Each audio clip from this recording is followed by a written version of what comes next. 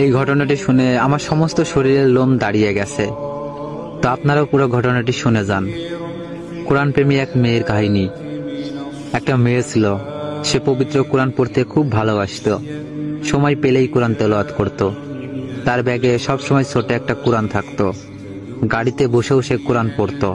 তার তেলাওয়াত এত মধুর ছিল যে কোনো পাষাণ ব্যক্তির মন গলে যেত। রাতে যখন ঘুম ভাঙতো তখনই সে কোরআন পড়তে শুরু করত। একদিন মেয়েটি মারা যায়। মা তার আদরের মেয়েকে হারিয়ে প্রায় পাগলের মতো হয়ে যায়। একদিন রাতে মা তার মেয়ের স্বপ্ন দেখে ঘুম ভেঙে যায়। হঠাৎ তার মা তার মেয়ের রুম থেকে কান্নার আওয়াজ শুনতে পায়। তিনি ভয়ে সেই দিন ওই ঘরে যাননি।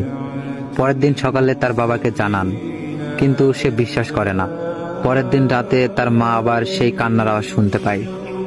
তারপর তার বাবাকে বলে, বাবাও শুনে সেও ভয় পেয়ে যায়। তারপর সকালে এই ঘটনা মসজিদের ইমাম সাহেবকে বলে। তারপর ইমাম সাহেব এই ঘটনা যাচাই করার জন্য ওই মেয়ের বাসায় এক রাত থাকে। রাত 1টা বাজতে না বাজতেই সবাই সেই কান্নার আওয়াজ শুনতে পায়। মনে হচ্ছিল অনেকে মিলে কান্না করতেছে। তখন ইমাম সাহেবও কেঁদে ফেলেন আর বলেন, এটা ফেরেশতাদের কান্নার আওয়াজ। মেয়েটি প্রতি রাতেই এই সময় কোরআন তেলাওয়াত করত, যা শুনতে ফেরেশতারা এখানে আসতো। এখন মেয়েটিকে না দেখতে পেয়ে তারা প্রতি রাতে এই সময় কান্না করে। রাসূল সাল্লাল্লাহু আলাইহি সাল্লাম বলেছেন, কোরআন পাঠে দক্ষ ব্যক্তি উচ্চ মর্যাদা সম্পন্ন ফেরেশতাদের সঙ্গী হবে। সূরা আবু দাউদ 1454। আল্লাহ আমাদের সবাইকে এইভাবে কোরআন পড়ার তৌফিক দান করুন। আমিন।